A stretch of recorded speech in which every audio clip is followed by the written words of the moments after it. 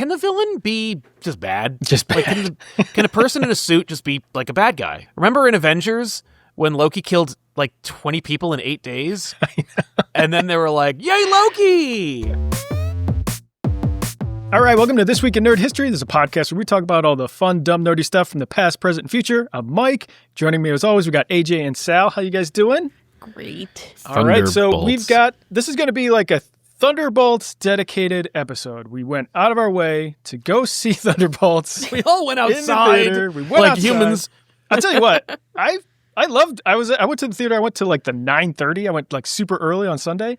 It was fucking great. I was just like, I went by myself, which was whatever, but like, there's like 6 other people in there. You get, I was in the nice theater and everything. Nice. It was like fantastic, man. You get out, it's still the day. You got everything in front of you. It's fantastic, man. Yeah. Wait, you went 9:30 in the morning? Yeah. I was like, I had other shit to do on Sunday. There was I was other like, people in there? Yeah, there was other people there too. It was all like, awesome. It was just like 6 other me's, just like just like a person by like a guy by themselves going. We all have podcasts. I gotta see it. Was there a meet and greet afterwards?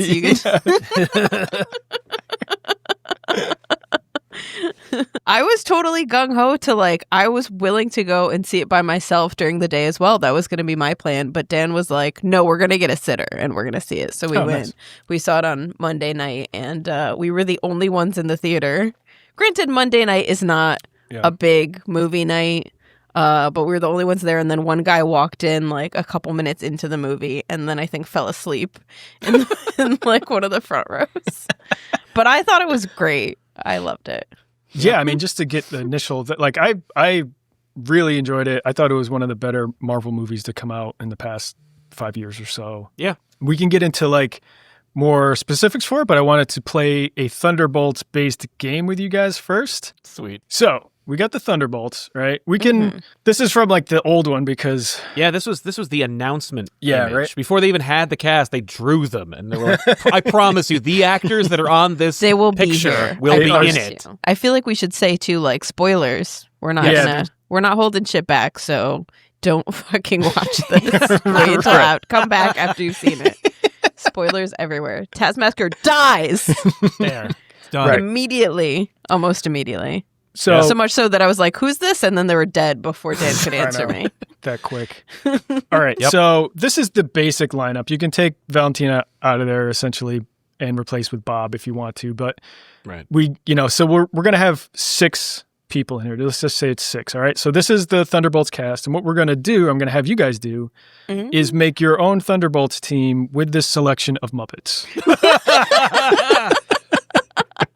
Muppetbolts. Yes.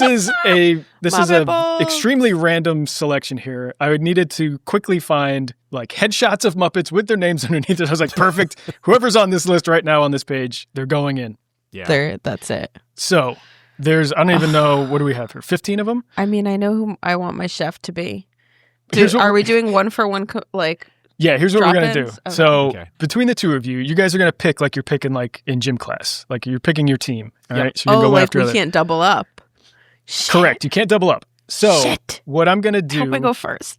Is this is a Price is Right. Whoever gets the closest without going over gets to go first. All right. Shit, I'm going to botch this. What was this is based off of my Google search. What was the production budget for this movie?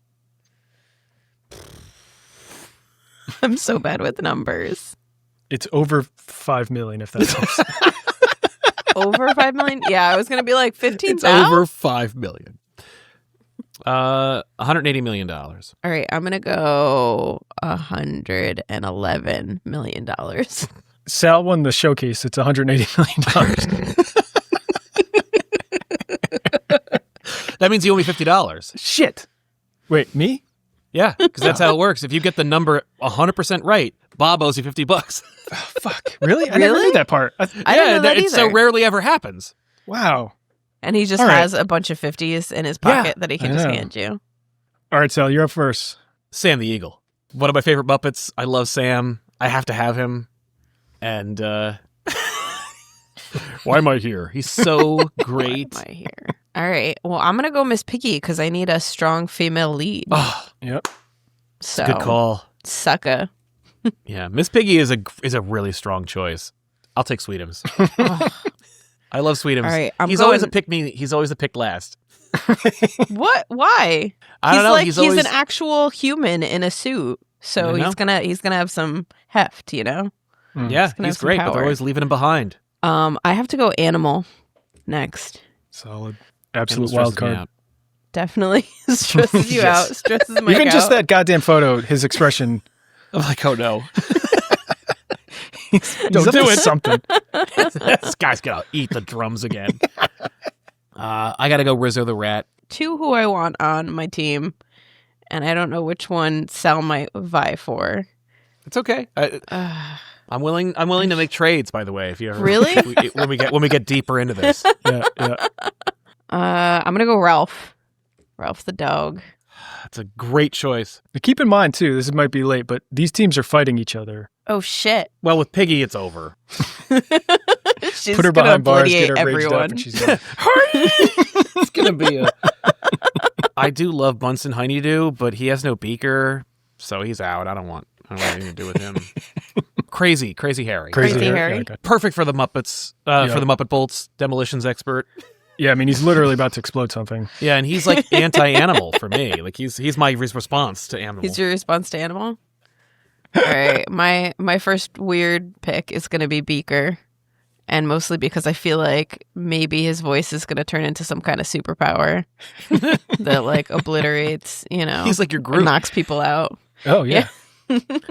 I'll go Gonzo. There was one I was like I want this guy, but I gotta go Gonzo. I want to go Swedish Chef. All right, so last picks. I'll take Kermit. Kermit last pick. You got Piggy. I'll take Kermit. Yeah. I guess you gotta. That's my only way around this. It's the only way I can win. I mean, there's 1, 2, 3. There's only 4 choices left, right? Yeah. All right. Well, for me, it's between Floyd Pepper and New Zealand because, I mean, number 1, they look insane. Yep. And number 2, their names are also insane. Oh, it's New Zealand, not New. I thought it was New Zealand. I was like, why would you name him New Zealand? Let's go New Zealand. Yes. Lou. All right. Kermit, I feel like, is Steve Rogers before the serum. He's got a lot of heart.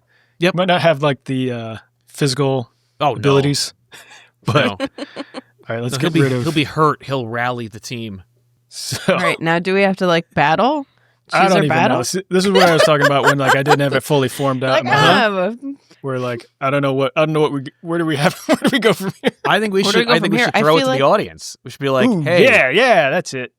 That's throw it to the audience. That's what it is. Which team is going to make it? We'll read some comments from this episode on the next episode and be like, this is what they picked. These teams are insane. Which team would you rather fight with? Sal's team or AJ's team? Yeah. And how? Like, what's your justification? You can't just say, AJ wins. Enough said. Enough said. You got to explain it. I mean, exactly. Diversity speaking here. I've got a female. Yeah, and you don't. True. I know. Well, we don't know about Gonzo. We don't know about Gonzo? I mean, I don't know what the hell he is. True. Yeah, that's true. I guess that's true. You could make an argument for Sweetums. I don't know what's going on down there. No, it's true. Technically, none of them have genitals, so... Well, that's true. No, Beaker does. Beaker does. Beaker does? Yeah. Beaker is a genital. He's just upside down. Sal, what'd you think of the movie? AJ and I really liked it. Yeah, I loved it. I had a great time. I remember seeing a trailer for it, like the first trailer that they put out, and I'm like, uh-oh, I think it's going to be good. Uh-oh. Because I remember people being like, it's a bunch of guys and the punch and shoot. They all have the same power set. There's no diversity. Yep. Mm-hmm. Plus, there's the baggage from comic book fans about what the Thunderbolts really was and all the impact, and we'll talk about that later. But like, I was just like, I'm just down. I like these characters. At the very least, I'm interested to see these characters fleshed out. Mm-hmm. And the movie delivered. It was like, hey, John Walker's a douche. Let's watch him in a more team-oriented role instead of him just being the heavy in the Falcon Winter Soldier show. And he's great. Yep. Now, it's also just because he's got Russell genes. Like, I know. He's doing his thing. He's like, yeah, and I'm like, oh my God, it's just Kurt Russell again. And I'm like, which is okay by me. Like, if you want to be Jack Burton Jr. or Snake Plissken. Even Goldie Hawn, she's, you pulling Goldie Hawn from Overboard. Like, that's that, early in Overboard. That's true. Yeah, no, Goldie Hawn's amazing. What was that? Troop Beverly Hills? That was, what's her face? Oh my God, am I thinking of the wrong actor? That was from, Goldie Hawn was like Wildcats. Troop Beverly Hills was what's her face from Cheers. Shelley Long. Yeah. I'm sorry. You're right. That's a point away from you. So you now lose one Muppet. I lose a Muppet. You lose a Muppet. Oh man. All right. I wrote the same thing. Like I took notes and stuff during the movie. I said like they did a great job with U.S. Agent Wyatt as like I was like he's dumb and he's a dick. I was like first like 3 lines I'm like that's great. It's like totally established. They did a really good job of that and like consistent throughout. But still like with a lot of movies, like if you just make a character just like kind of funny, kind of dumb, I'm like, all right, I'm rooting for them. Despite what happened in Falcon Winter Soldier where he murdered a guy. Everyone on this team has murdered someone who had no business dying. Yeah. Yeah. So, yes. Right. Exactly. They've all got, their issues. She didn't directly pull the trigger on that scientist in the beginning, but like she murdered children. Oh yeah. Right. Yeah. Whole lot of stuff. Yeah. These are bad people. Yes, exactly. And now there are heroes. There are heroes. Listen, people are flawed. You gotta take what you can get. If you, I mean, that being said, like I really like the moment when all the debris first starts falling on them, and they start doing their power dynamics and getting all the debris away, and then there's a moment where everybody starts cheering, and they get to be like, "Oh, this is what it's like to be a hero." Like, yes, it was a really nice moment that was like took a long time to set up and was well delivered, I think. Yeah. It was very fun. There's a lot of stuff in this that felt earned, like in the first act and a half, where it like pays off. I'm like, all right, now I get like it, that emotional beat hits harder because like you are rooting for them at that point. They've established like what their motivations are, what's missing in their life, that kind of thing. And like I wrote at the end, saving the world with therapy. Like therapy was like a big theme throughout. Yeah. But some of the stuff that like I don't want to get into like this isn't a negative. It's just some things that I thought I really liked the movie a lot. One of the things that I was thinking throughout was that like I liked the ghost character from the Ant-Man 2 movie, but she felt kind of left out or kind of one-dimensional. She didn't really have a set place in there. I was like, that's a bummer, I feel like they wrote her into the first act where they were trying to get out of the vault, and then they're like, "All right, we're done with you. So we don't have any other character we killed development." You. Like, that was Taskmaster. Damn it! Uh-oh. They both have masks. Could have immediately. That's why I was like, wait, who's that? I'm sitting next to Dan in the theater, and I'm like, every time someone shows up, basically Bucky comes in, and I'm like, Bucky, and he's like, oh great, you know somebody. But everyone else, I'm like, who's this? Yeah, I was reading an article. Eric Pearson, the screenwriter, actually wrote that Taskmaster had a much larger role in like subplot and survived the whole movie. In like the final draft, like she was in there. But at some he doesn't know why, but like when he saw the movie, he's like, "Oh, all right, well, whoopsies, this is not make it." Yeah, he was like, "I like the parts of the movie that I wrote." It wasn't like a knock or anything. He was just like shocked by it, whatever. But like her Taskmaster's role in it was a lot larger, and Ava Ghost, like those two kind of had a big sister, little sister sort of relationship. So I think once Taskmaster was out, that kind of left Ghost without anything to do. With nothing to play off of. Yeah. There was a really funny kind of running joke in there that they had with Taskmaster because of her memory loss problems, where she would continually, like, they're all friends at throughout the movie or at certain points throughout the movie, but then she would forget, and then her job was to assassinate Wyatt. Yeah. U.S. agent. So just out of nowhere, then she would just start trying to kill him again. Him. They all have to like stop her and like, we're friends. We talked about it. we patched this up. It was like several times throughout the movie they would do that. Yeah, that would have been a great running gag. I would have been okay with that. The Taskmaster thing is a tough nut to crack because it's like the Black Widow movie was not good. Taskmaster was the least of their problems, but also it was an issue because like Taskmaster is a fun character and also hard to do. Mm-hmm. Taskmaster is like, he has this like, I don't remember if it's Brooklyn or he has like an accent and he's just some mook and he dresses like a skeletal Captain America and he runs a supervillain training school. As one does. That's his whole thing. And so like if Taskmaster shows up, you're probably effed because he can copy other people's moves, which this movie Taskmaster can do as well. But because he's also a dick, you know that he has no scruples and he has no morals and he's just scary, but also he's funny. And this is just not. Like it's just here's a mute nobody character. Like when she took her mask off in this movie, it was like, oh yeah, you were anything from something. Yeah. Okay, you know what? Fine. As far as Marvel's concerned, Taskmaster's a costume. So we could have like 4 different Taskmasters throughout the MCU's long lifespan. She was Taskmaster once, someone else could be Taskmaster. Like I was actually expecting like a thing where we were going to get like more Taskmasters. Just throw them in. Yeah, just keep making more Taskmasters. Like somebody else like, well, I guess I'll be Taskmaster. Then they die.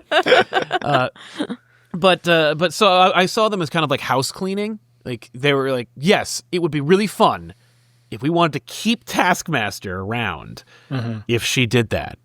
But we don't. So she's dead instead. Yeah. It felt like I liked in Black Widow, like when Taskmaster would show up before the reveal, basically. Oh, yeah. Like, played that into it. It was like, that was a pretty scary character for what, like, you know, very capable and stuff. And then copying the moves was like done well through there. But then like, and then it just kind of fell apart with like the different backstory. And, well, because it's also sad. You know, it's always sad. Yeah, right. Yeah. And I'm like, can the villain be just bad? Just bad. Like, can a person in a suit just be like a bad guy? You know, like remember in Avengers when Loki killed like 20 people in 8 days, and then they were like, "Yay, Loki!" I love Loki too. I'm like, make him a hero now. But those poor people. I know. I was gonna say, I know you haven't seen the Fast and Furious, but they're the worst at it. Like worse than Loki, because they'll do it like it's like the numbers and different sequels and shit. It doesn't matter which one it was. Yeah, but like Jason Statham was a villain for like one or two, at least one of those movies, and like at the time you thought he murdered one of the main characters and was just like a flat out villain guy. But then it's suddenly now he's like buddy and jokey. He's family. Like yeah, right. Exactly. And that's all it takes. And then he's like, you know, a fan favorite. They do that. That's just part of their thing where it's like bad guy next movie on the team, bad guy on the team, like constantly with that shit. But yeah, I mean, that's, I would like a bad guy just to be a bad guy. Yeah, and try to stick around for a little bit. And not die. It's like, that's the other trade-off. It's like, oh, yeah, no, Ironmonger. Oh, wait, he died. Yeah. Yep. Whiplash. Oh, nope, he died too. Mm-hmm. I mean, I would argue that in this movie, Valentina is more of a bad guy than 100%.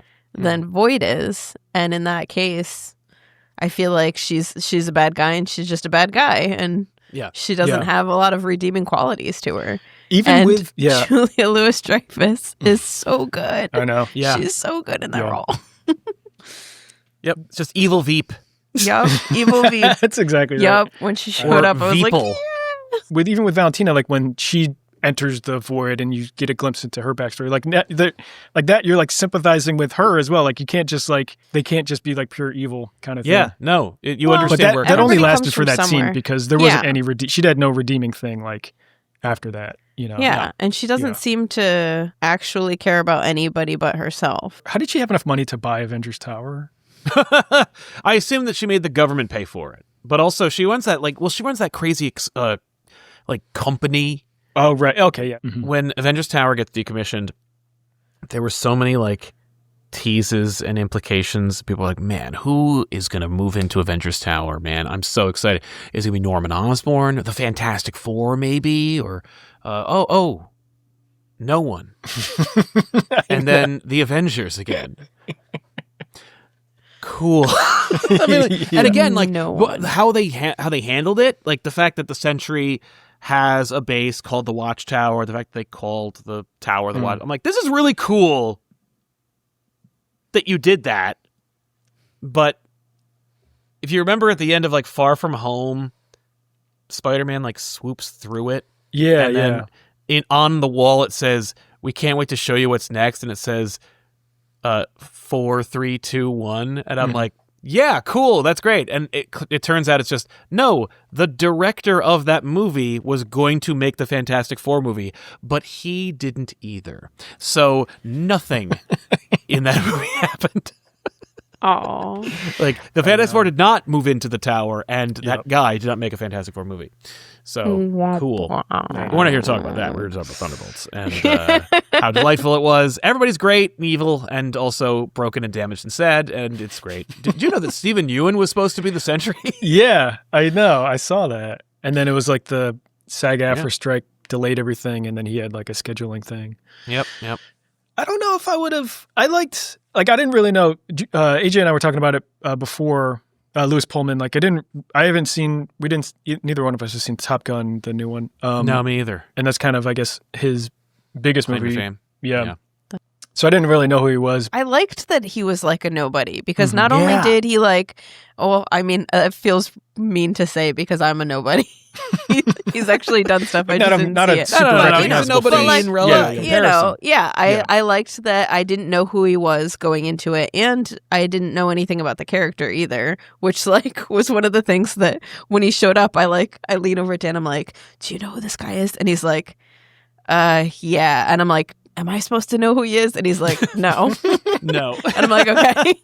All right, cool. And then afterwards he explained like, I know who he is because of the trailers. And so like I guessed who he was because he keeps talking about the Void. So he's the Void. But he was like, you would have no way of knowing that going into it without having, knowledge of any the comics knowledge. or any of Yeah. And I was like, okay, good. I was so nervous about like how many of these people I know nothing about and why. The first 20 minutes of the movie, I was like strapped in and I was like, okay, I might have made a mistake wanting to watch this. Because there was a lot of like, it was a little bit slow here and there, but then like it kicks up when they get into the vault. It's basically from then on out, it's fun times. I agree. Like, it was like slower at parts, like any movie was, but like I felt like they dropped in enough little comedy beats in there to help out. Yeah. And then I think once like Red Guardian came in, like it was more just like constant comedy from him at pretty much all points. When he yells, that's what I talk about. I wrote that in my notes because it made me laugh so much that I was like, he's such a good a humor injection in this movie. Yeah. Some of the other notes that I had, the first thing that I wrote was heavy kicks. Like, everybody's getting kicked, like every character gets kicked and just flies like sideways across the room, just back first into a concrete wall. Mm-hmm. And the first thing I thought, like, in the tower? Is this in the tower scene? This is in the vault too. Like, in the vault. Because I think Yelena gets like kicked by, I think. Yeah, they just go thrown. They get thrown. I'm just like, the first thing I think about is like, they have power kicks. Yeah. The first thing I think is a person getting kicked. I'm like, do they have like a powers to like help them? I'm like, some of them don't. Like, Yelena's not, right? Yelena's not like juiced up or anything, is she? No, she's just a human. Yeah. She's just a human girl who's a badass assassin. She is a badass, and I assume she has some kind of armor on. Yeah, but she doesn't have a healing factor or any super soldier serum. Right. So, like, when she gets kicked by the equivalent of a car, she should be in traction. But again, we don't think about it. She's just so capable, and she knows how to twist. She's like, oh yeah, if you had kicked me and I wasn't ready for it, but I was, because my body instinctively responded, and I know how to. It's like a squirrel, how they twist to land properly. She can make herself land so that she doesn't get as much damage. Right. I assume that's what highly skilled assassins are like. Yeah. I don't know any of them personally. It's a similar thing in like movies, a movie trope where if a guy is just big, he's strong or he's tough. Like, you can like smash a 2x4 in his head, and that just instantly makes him do anything to him. Right. Yep.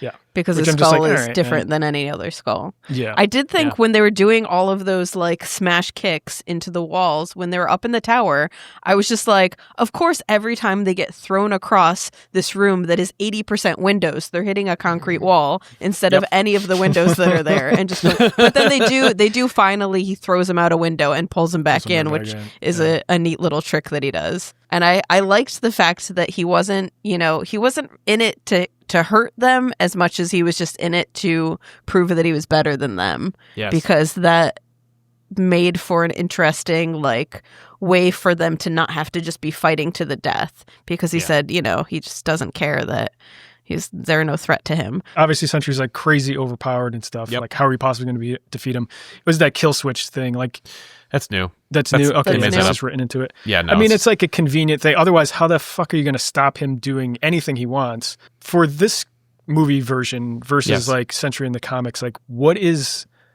is it like Bob at the end where he's just preventing himself from doing it? He's the byproduct of, genetic testing. Like he's been made into the Sentry, and he has mental health issues, and he has like a darkness within him, which of course is like, a theme or a motif really. But he has darkness within him, and the amplification, like the fact that he got powers manifested this darker half. That seems to be what I got out of this movie. Whereas in the comics, like the Void being this yin and yang situation with the Sentry is inherent in the character and is a big effing reveal when the character was first introduced.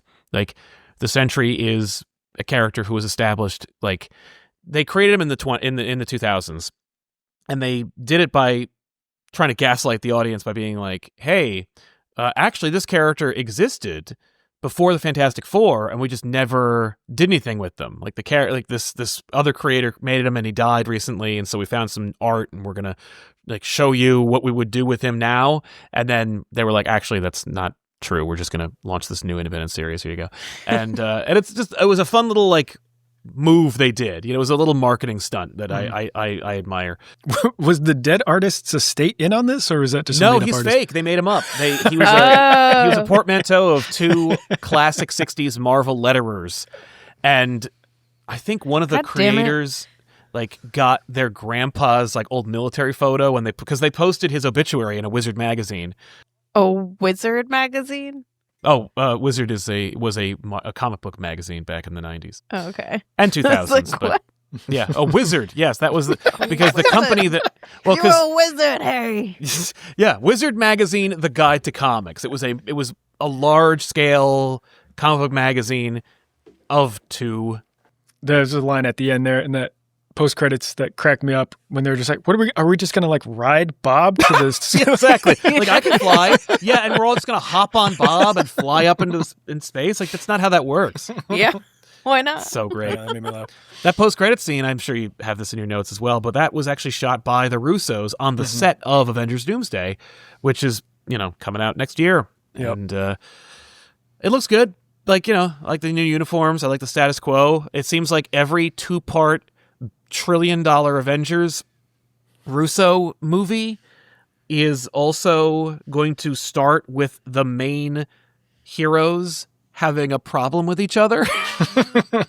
Why not? Like Infinity War starts and Cap and Iron Man aren't talking, and Doomsday's going to start and Cap and Bucky aren't talking, and I'm like, I care less about this relationship, but I'm still sad because I watched a whole show where these two are friends. It was funny leading into the post-credits scene. I was just watching the credits and stuff. I happened to catch, like in the music part, it said the Fantastic Four theme.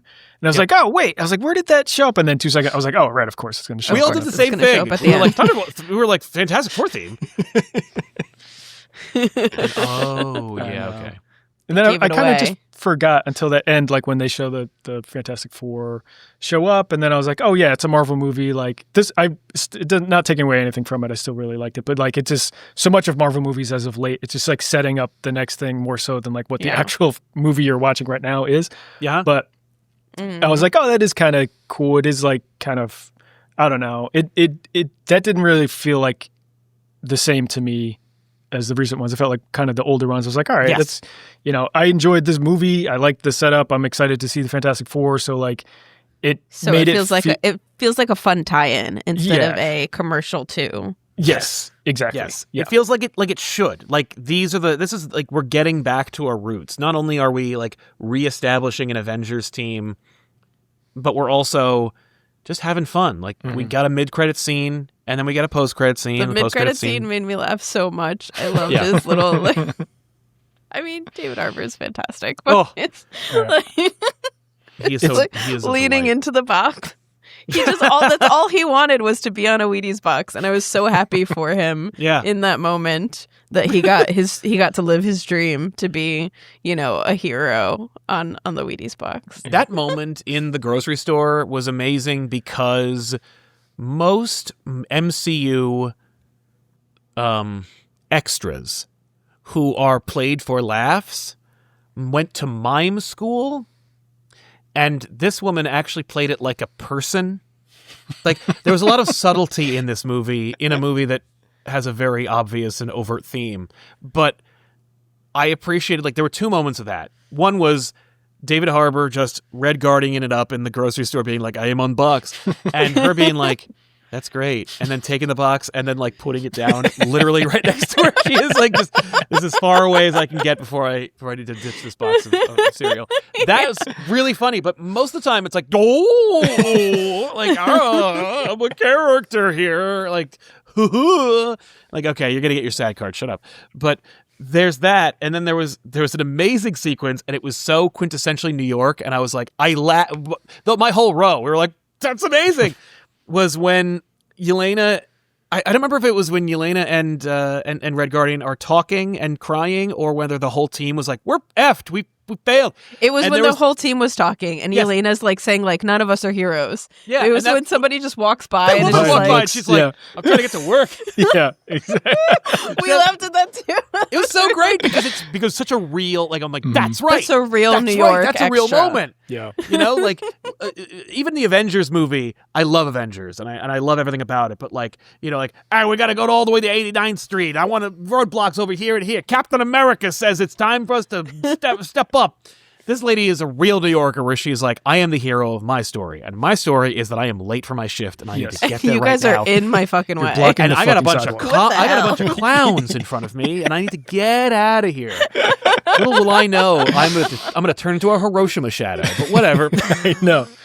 The shadows were so scary. I like when they first showed up, I like gasped, and then as they kept coming, I was getting like visibly more and more anxious because I was like grasping onto like the sides of my chair and like pushing myself back, and like these things, the shadows were fucking scary. Yeah.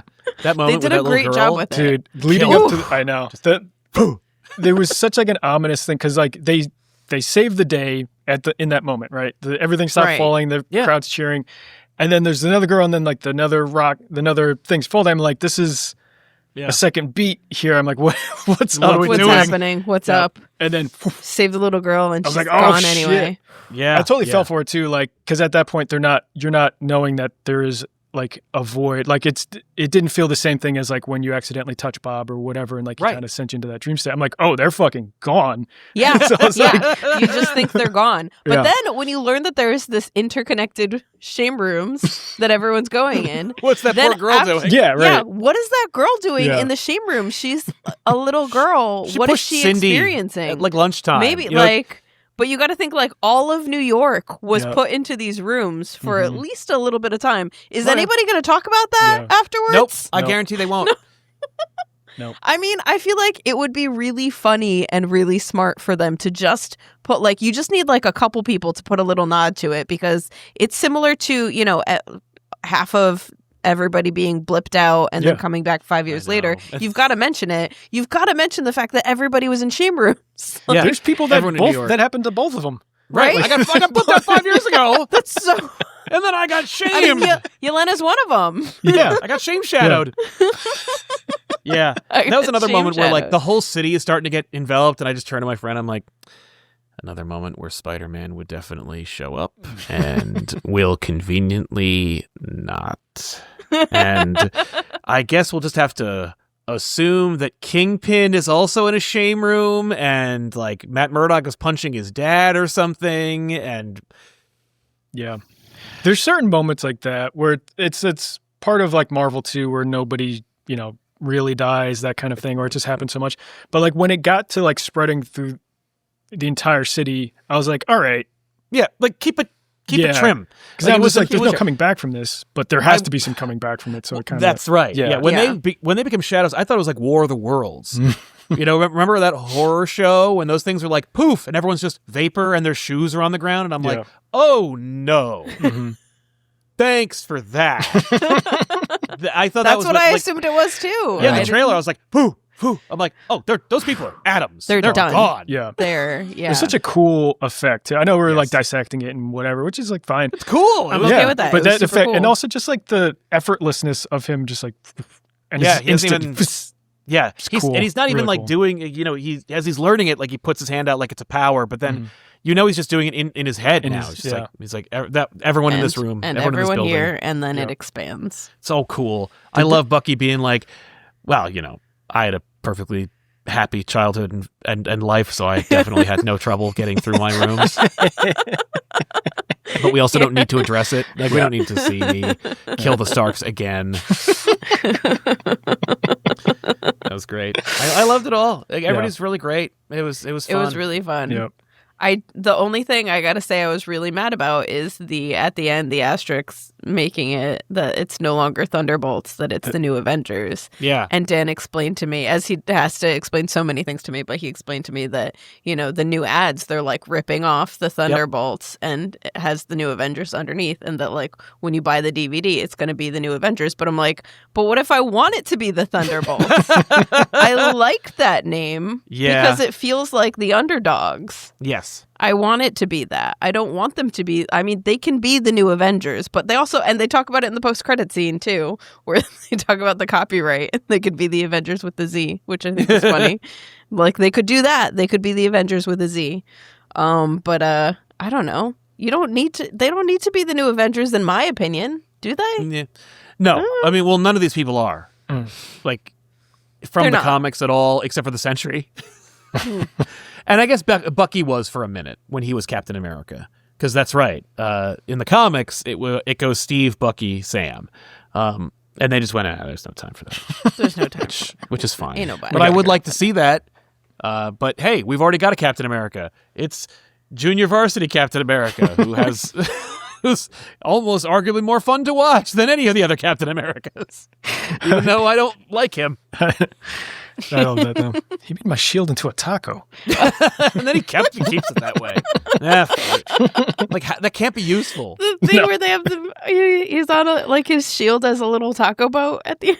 Yeah. The part, I don't know if it made sense to you guys. I was trying to just make sense of it when Val kind of tricks them into the press conference at the end, right? And announces them as the new Avengers. And then Yelena's like, we own you now. I was trying to figure out the leverage that they actually have on her, but I guess quite... I guess because everyone loves them. And it's like, if Val makes us do something or tries to strong arm us, we'll just say that she's a bad guy and that we need to stop her. I don't know. Yeah. I feel like it's more that, she tried to kill them. Straight up, she tried to kill all of them, but also she whispers in her ear, and she's right next to tons of microphones. A microphone. There's no way that everybody can hear that. We own you now. Exactly. What was follow-up question? You said to Val, to Ms. DeFontaine, that you own her. What does that mean? And what reference are you making? Have you heard that? She's mic'd. Oh, shit. We're also 2 feet away from you. Yeah. We're all right here. Yeah. I don't know who this character is, Sal, but yeah. Mel, Val's assistant, yes, there's a Easter egg type thing. She's wearing a bird necklace, and that was rumored that she is Songbird. I sincerely doubt she will be Songbird in any other capacity than this very blink and you'll miss it Easter egg. Mm-hmm. I also heard she got recast. I heard that there was another actor in that place, and they just completely re-shot around her. Oh, I didn't know. But I don't know any more than that. I'm saying it because I know someone in the comments might say it. Gotcha. I don't even like the box office shit, but I always I'm curious about it. It's some sort of gauge to whatever, Yes. right? Yeah. Although it's all skewed for the past few years. It's just not quite the same. But they were saying before the quiz, it was like $180 to like $200 million production budget. So far, it's made 173. So it's on its way. I mean, the actual like thing is probably they got to get to like $500 million to be profitable. But like it's got great reviews.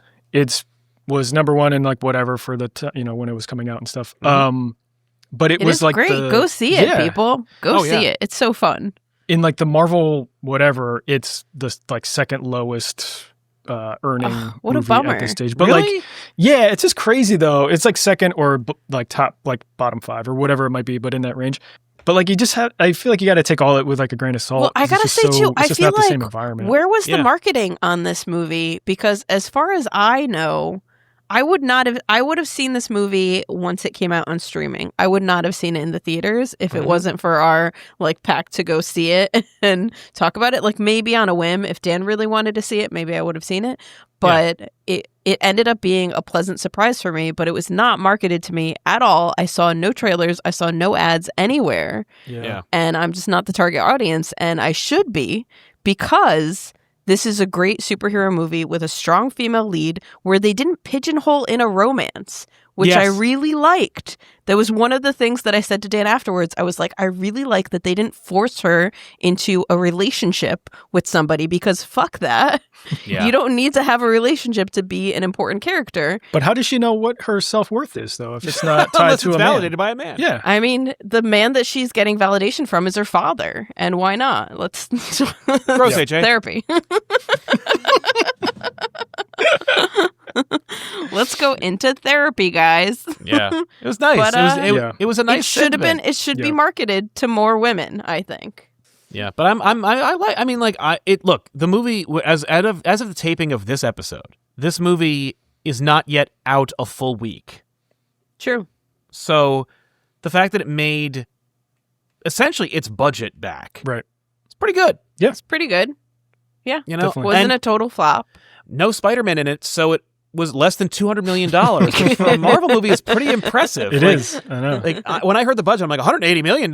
Like, that's great. Yeah. Make more like that. You could even go a little lower if you want to. I mean, it's not like it's hard I think to make. Just the cast alone is like, you can't stack in that many people without raising the budget. The lowest budget one was the first Ant-Man was $130 million. And that made like that made like 500 or whatever. So yeah, but Ant-Man movies won't make any money anymore. For me anyway, I feel like this movie's coming at like a great time for it to get positive reviews and get people like excited about it, especially with like next year with Doomsday coming out and like leading into the Fantastic Four to get some more like positive reviews and people just to get excited to like, all right, now I'm like, I feel like I'm back in a little bit. I'm going to go see it, probably more so than what I was going to do before I saw the Thunderbolts. Yeah. Now I like care about these characters. Like, yeah, that's true. U.S. Agent after Falcon Winter Soldier, I liked that role and like that character in general. But like the second the series was over, I'm like, well, if he shows up as something else, cool, whatever. Now it's like I like this whole team. This is like Guardians of the Galaxy sort of thing where I care about each character and I hope they don't die. Yeah, right. Exactly. I really don't want them to die. Yeah. So that's it for this. So go see Thunderbolts. I think. Yeah, check out Thunderbolts. Yeah. Or New Avengers, whatever they put on the marquee. I know. We didn't even talk about like how confusing that is with a movie that just came out with President Thunderbolt or Thunderbolt Ross or whatever. But I know. And he's not even like, I saw some idiot TikToker say that like the Thunderbolts were named after him. And I'm like, shut up. They were not. The they were named after a small soccer team. Yes. They were not either. That is canon. In this movie they are, and it's adorable. I love it. That was so great. And I love that they both have the same story. They're like, I had a crappy soccer team, and a little girl took a dump on the field. It was crazy. It was crazy. Part one, you talk about the team. Part two, you got to mention the pooper. If you don't mention the pooper, what are you doing? Can you imagine? Because they were like Soviet spies. They were pretending to be Americans. Like that's like a subplot that like no one remembers in the first 2 minutes of the Black Widow movie. Right. Can you imagine you are a Russian and you're pretending to be an American and you're just like, I guess she wanted to join the soccer team. So you're watching this thing. And then like an American girl takes a deuce on the ground. And you're like, is this normal? Is this what I'm supposed to work? Is this crazy? Is this how I am soccer losing. is? Right? They're like, do I have to report it this was back? crazy. And I'm like, yeah, I'll bet it was crazy. It was insane. Meanwhile, in America, we're like, yeah, I mean, kids are stupid. What are you going to do? She had to go, and she was stressed out. She had to go. When you got to go, you got to go. Oh, my God. How do you deal with that? Who takes care of that? I if I were the ref, I'd be like, the parents have to deal with parents this. have to take care of it. Yeah. Right? Okay. Absolutely. Yeah. It's dog rules. You deuce in my driveway, you're picking it up. That's yours. He can't do that himself. He didn't know any better. He's just a dog. Dog rules. True. Just a little girl. Yeah. Poor kid. So go check it out. That's it for us for this week. You guys got anything you want to plug? Is it possible to plug something that has already happened? Thunderbolts? Yeah. I want to plug Free Comic Book Day. Oh, Was this past Saturday? Oops. I got a bunch of free comics. Oh, shit. Nice. Superman. What else we got? Elf. Star Wars. Gundam. What Nice. else we got here? Fantastic Four. Hey. It's past, but if you go to your comic book store, your local comic book store, maybe they'll still have some of the free comics hanging out, and they'll go check it out a week willing ago, to guys. Go check it out a week ago. But if you want to check out the next one, it's always the first Saturday in May. So every Saturday, every first Saturday in we'll May. put it is on the Free Comic calendar Book Day. for next year. We will to remind plug you. it before then, instead of after. Whoops. Whoopsies. Sal, you got anything you want to plug? Nah. I'm good. Subscribe to this channel and click the bell for notifications so you know when we're going live. One thing I just saw today, Heart Eyes, directed by friend of the podcast, Josh Rubin, is on Netflix now. So if you haven't seen it, you got Netflix, go check it out. That's great. Yeah. That's super so fun. I'm going to watch it funny, again. Slasher. Great movie. Yeah, that's it. That's all I got. That's it. All right. We like you. We hope you like us. I was nervous that I was going to be like, I love this movie, and you were both going to be like, it sucked, and you have terrible taste, AJ. God. Because I was like really hoping that you liked it. I almost texted you guys to be like, I saw it and I loved it, but I'm like, no, I'm going to wait. Gotta hold you. And have anxiety for 3 days while I wait.